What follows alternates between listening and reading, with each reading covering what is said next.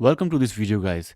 If I try to install any app or software that is not Microsoft verified, like Discord setup or some other app, I get this error that says the app you are trying to install isn't a Microsoft verified app. So how do I fix this? So first thing is you need to go to settings. So you can just press your Windows key and type settings and go to settings, or the shortcut is press Windows and I together and your settings will open. Now what you need to do is go to apps, click on advanced app settings, and here you will see choose where to get apps, and Microsoft Store only is selected.